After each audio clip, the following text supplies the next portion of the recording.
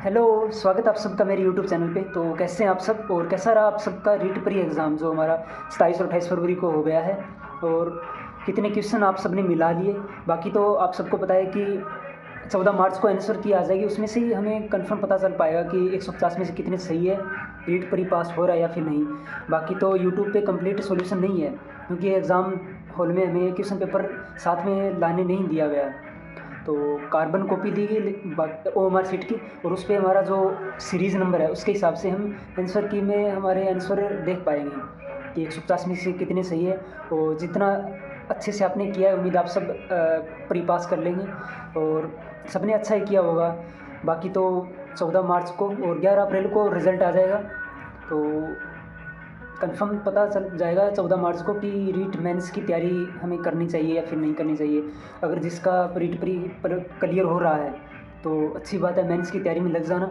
और जिसका नहीं हो रहा है तो कोई बात नहीं, अगर आपने CET 12th बेस और ग्रेजुएशन बेस दोनों अगर आपने कंप्लीट क्वालिफाई कर लिया है तो उसके बेस पे जो वैकेंसी उसकी तैयारी करो। जैसे अभी फ़िलहाल पटवारी की चल रही है, पटवारी के फॉर्म है जो मुझे भी भरना है, मैं भी फिलअप करूँगा आज। तो 12वीं बेस पे जो वैकेंसी है उसके हिसाब से आप उसकी तैयारी प्रिपरेशन शुरू कर दो।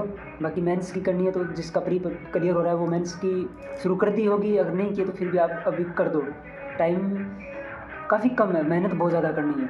तो मेरा एग्ज़ाम प्री क्लियर कैसा हुआ आप सबको बता देता हूँ। बाकी सबका अच्छा ही हुआ होगा, सबने मेहनत की है, जिसने मेहनत की उसका अच्छा ही हुआ होगा। बाकी तो क्वेश्चन पेपर हार्ड भी था, सरल भी था, लैंग्वेज घुमा कर दी हुई थी, मतलब साइकोलॉजी की कुछ टॉपिक नहीं दिए थे जो सिलेबस में भी थे। जैसे हिंदी में संधि का एग्जाम्पल नहीं देखा, मेरे एग्ज़ाम क्वेश्चन पेपर में नहीं आया। तो 30 क्वेश्चन थे सभी सब्जेक्ट के, 5 सब्जेक्ट में से, और मेरी इंग्लिश और हिंदी लैंग्वेज थी। सभी क्वेश्चन अटेंड करने थे, आप सबको पता है, नेगेटिव मार्किंग नहीं थी। साइकोलॉजी की लैंग्वेज थोड़ी घुमा के रखी हुई थी, मतलब थोड़ा कन्फ्यूज़न था इसको। बाकी सब कुछ नोट्स और बुक्स में से ही आया था, बस थोड़ी लैंग्वेज को घुमा दिया। हिंदी में कोई दिक्कत नहीं, कुछ शिक्षण विधि में थोड़ी लैंग्वेज समझ में नहीं आई थी। बाकी हिंदी अच्छी थी, जो भी एग्जाम्पल थे। हाँ, संधि से इस बार नहीं देखा, बाकी तो एग्ज़ाम में संधि से 2 या 3 क्वेश्चन आते भी हैं, अच्छे क्वेश्चन आते हैं। इस बार संधि से कोई क्वेश्चन नहीं आया। और फिर मैंने सबसे पहले फर्स्ट राउंड में 70 यानी 70 प्लस क्वेश्चन अटेंड किए, जो मुझे अच्छे से आ रहे थे, उसमें ज़्यादा कन्फ्यूज़न नहीं था मुझे, जो मतलब एक आंसर पे मैं था। और फिर सेकंड राउंड में वो क्वेश्चन किए मैंने जो 2 ऑप्शन पे चला गया था मैं, और 2 ऑप्शन में ही कन्फ्यूज़न था। और तीसरे राउंड में आप सबको पता है कि नेगेटिव मार्किंग नहीं थी, तो टाइम भी कम रहता है। तो तीसरे राउंड में तो फिर गोले भरने थे हमें, वो भी 5 ऑप्शन को छोड़ के, क्योंकि 5वां ऑप्शन तब भरते हैं जब नेगेटिव मार्किंग होती है।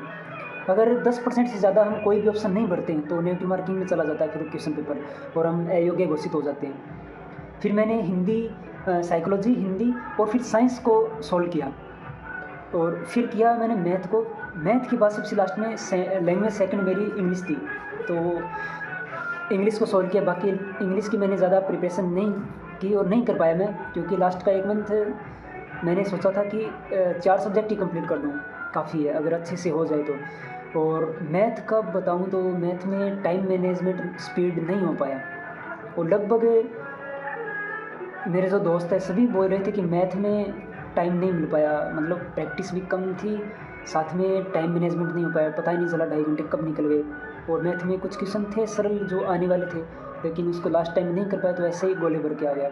तो पेपर आसान भी था, कुछ हार्ड भी था, कुछ मतलब एक चीज़ नहीं बता सकती कि कैसा है। बाकी नॉर्मलाइजेशन होगा या फिर नहीं होगा, रिज़ल्ट में ही पता चलेगा, और या फिर कुछ पहले नोटिफिकेशन आ जाए। तो वेट है 14 मार्च का, आंसर की आ जाएगी। इससे पहले आप जो कॉमन सब्जेक्ट है, जैसे आप अगर पटवारी कर रहे हो तो पटवारी, मैथ, साइंस, जीके, वही रीट मेंस में है, तो उसकी प्रिपरेशन कर लो, ठीक है।